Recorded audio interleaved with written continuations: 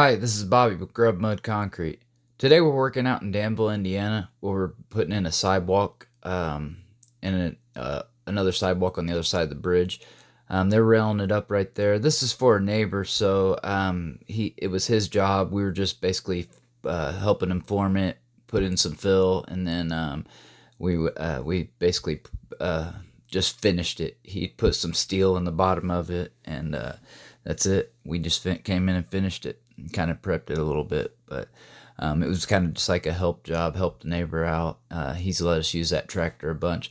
In Indiana, it's kind of funny. Everybody, and I mean everybody's got a tractor like this. We have a Kubota with a backhoe attachment. Jim actually has a small Kubota backhoe attachment too, but I don't know. I guess he might have another Kubota. I'm not sure, but it's pretty small. But basically today I kind of wanted to talk about, it's getting hot and I wanted to talk about pouring concrete in the heat.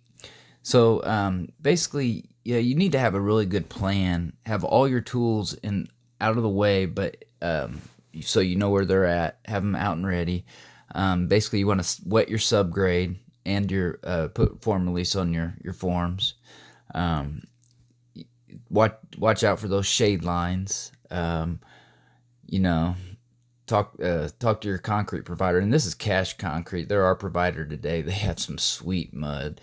But after you screed it, you should close it up immediately. Basically, sometimes if it's real hot, put some cure and seal on it, and or you could water cure it, and protect your crew. Have some drinks, have some Gatorades, some waters out there for them. They got them at Menards and Lowe's, so it's no big deal. Just go ahead and buy some while you're there. So you can see this mud. That's about a 4 slump. It's just barely coming out of the chute. Yeah, we used the tractor to bring the concrete up. And you see how he's got some steel on the bottom of it. That was his idea. He didn't want to pull it up, but he wanted I guess the concrete sitting on the fence post. But right there, that's a 4 slump. So the way we're doing it, we needed it to be at least a 5. We're using the idiot stick to strike it off. If you don't know what that is, stay tuned. It worked out really well. Actually, my dad's got it right there in his hand. Now that mud's good there. That's a good 5.5 slump. So this mud comes from Greencastle, Indiana. It's a little ways away, but man, it's worth it. This mud it's just so nice. So what you do is you float your edges. You don't have to float them real good. Just float them real quick and kind of tap them with your float, knock the rocks back, and then it's basically just so he doesn't lose any concrete out the sides. That's why you're floating your edges. And it brings cream to your very edge. Now, when whoever's wheeling, don't slow him down. Get out of his way and let him come in. I don't care if it's a wheelbarrow guy, a guy on a Georgia buggy, or a guy on a blue tractor bringing concrete in. Stay out when he's up there. Get out of his way and let him do what he needs to do. He finally started to get the hang of it right there. You don't want to dump it. You just let it roll out, and less splatters the better. But this was out in the middle of nowhere, so we didn't have to worry about splatters. There you see how he's kind of striking it. Then he'll puddle it, and this sidewalk could have a crown on it and it wouldn't hurt anything because it's right out there in the open. So I brought my bull float that would fit in between. It didn't have one of the knuckle heads on it, so it just had a screw-on head, but it fit right in there, and you could put it right up to each side. There he is using the idiot stick. I mean, that's just simple right there. Then he puddles up some cream. You see Jim, look how much concrete he can bring in this thing. See, you don't want to do that. You don't want to just dump it. But he'll get the hang of it here in a minute, and it worked out really good once he got the hang of it. Look how much mud came in that. I mean, that's more than a Georgia buggy can bring. And I don't know. It's pretty sweet, really. If you subscribe to our channel, you're gonna see some outside the box stuff, but it's gonna work, and it's gonna be kind of cool. So definitely hit that subscribe button. This is easy money. You guys say that up in Wisconsin, but we say it around here too, man. Easy money. Look at that. Then close it up right away, just like I was talking about, because it's about 95 right now, right there on the sidewalk. I guarantee it. There he scrapes it out, bringing a half yard almost at a time. That was about as hard as I worked right there, pushing that mud around. There, he gets the hang of it right here really well. Just pull it right out. Here he is, kind of puddling it. It's almost like a big come along, but at the end he puddles it, and it closes it up kind of. But I close it up really quick with the bull float. We float the edges first to help them out a little bit. Like I said, if you're going to use this, you want it at least a 5.5 slump. You don't need it to be a 6 or a 7. You should never pour that wet, really, unless it's a footer mix or something. You had to, if it was a footer and you had to get it around somewhere, you could pour it that wet. But for the most part, you need to have a crew that can handle a 5 slump. That's another thing. Don't pour 6 bag or 7 bag if you don't have the crew. You need one really, really, really good finisher, and at least a couple other guys that know how to edge and do some things, because in the heat, you ain't got time. Especially if this concrete comes from Greencastle, that's a half an hour away. So think about it. That mud's already getting hot in the truck, but sometimes you can get a splash retarder in it. We didn't need it today. This mud just was perfect. Look at this. I mean, that's perfect right there. We don't even need any more. I think once we spread that out, that was just perfect amount. Here we are floating the edges real quick for him on the sides. And he'll pull it back, and then he'll come down to about a foot away, and then he'll jump out. And I'll get you there's a close-up of what he's doing. See, just kind of kicks some mud up there. Pulls it back, and then he'll get my float out of the way. Now he'll puddle it. So it's pretty easy. I think he made this idiot stick. Just make sure you don't walk on the bridge or anything with your dirty concrete boots. Don't even walk on existing concrete. That annoys me so much.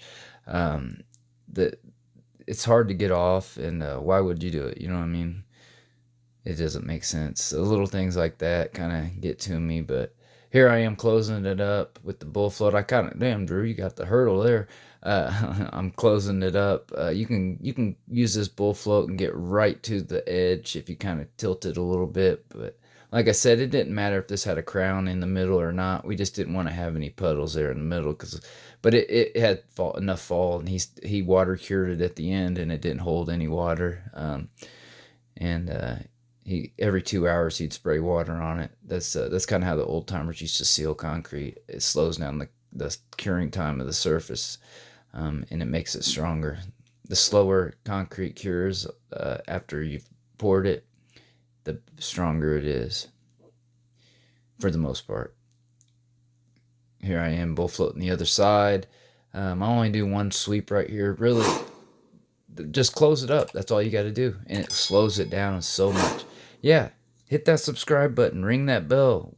Watch us do some crazy stuff that you haven't seen ever before. And sorry about the shirts and stuff. Here I am edging, but I did take your guys' advice. I've ordered 40 t-shirts. Some of them are jersey type GRUBB MUDD work shirts, and I'm going to give them out to my crew. So here in a few videos you'll see it. Yeah, so if it's real sticky, dip your edger in water, and it'll go so much smoother. Don't throw water on it, just dip it in water. If it's sticky, if it feels like bubble gum, just dip it in there, and it'll cut that edge so nice. I don't see too many people doing that, but man, it works so good. You don't always have to, but it works really good on this one. So I've cut these joints. Here I am using the Cadillac Concrete laser beam joiner. Oh man, I love this thing. I mean, you couldn't cut a crooked joint with this if you tried. Look at that. And then I've got airplane joiners.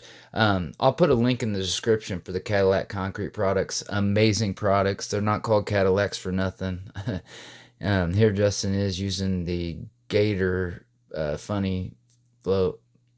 And then I came back and I used the Cadillac Concrete funny float over the top of it. We're just basically keeping the top wet.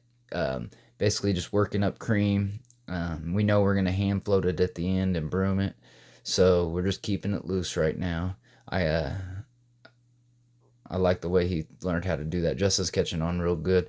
If you saw him in my first video, you saw him. He didn't even know how to jackhammer. Now he can almost finish about anything. So, yeah, so we got to hit all this. We did right here. We hit it all, cleaned up the edges, cleaned up the joints before we broomed it.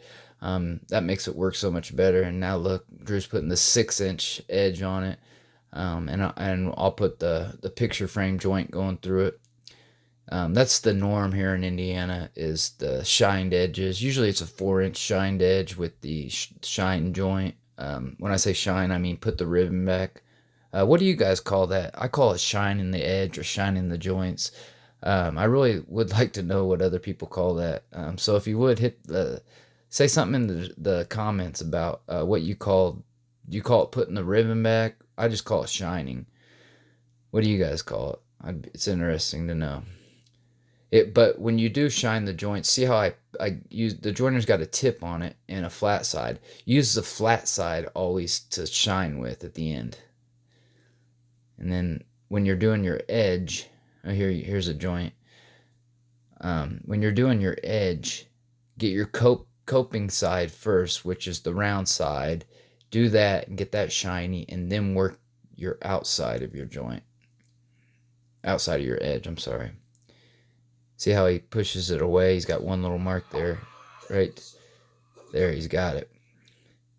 And then Drew shining the edges. My dad, oh yeah, hit that like button. That would help us out. Here, light broom. I mean, we didn't trial that. We didn't trial that or anything. That's a sidewalk right there. That's perfect. A lot of guys put a slick trial on it first, and I'm not knocking them because that does work. But you don't have to on sidewalks. You can just float it with the broom. As long as you clean everything up real good first and broom it with a good broom. Here's Drew. See how he does the coping side first and gets it shiny? And then he'll come back and he'll do the outside and get his line. See that? It takes a little bit of practice, and you got to get the feel for it. So here I am scrubbing it up just a little bit so he can broom it. See, we broom right on top of that fuzzy stuff. That green broom is just so nice. And then that joiner fits perfectly and matches that Cadillac Concrete joiner. So this thing just turned out amazing. I was really, really happy and proud of this job. I mean, it's just a sidewalk, but my crew did an excellent job, and I didn't even have to break a sweat. And I don't know if anybody else did or not, but they're starting to learn, and it makes me happy. You know what I mean? Here on the next job, I'm going to be putting the guys on the strike off board out on the wet grade and giving them a chance to start striking off and see what happens there. Obviously, I won't let it be wrong, but stay tuned for the work shirts and cargo pants, I guess, because some of y'all said we look like we're on vacation. Nah, we're just in Indiana working. A lot of people in Indiana work with their shirts off. Oh, there's the finished product right there. And a little girl wanted to be on YouTube, so I put my daughter on here, little Charlie, 4 years old. She's so cute. She helped me, man. She saved my life. If it wasn't for her, I'd probably be I don't know. I don't even want to think about it. But thank you, Charlie. And thanks for watching this video. Please hit the like button. And don't forget to subscribe to my channel. Have a wonderful day.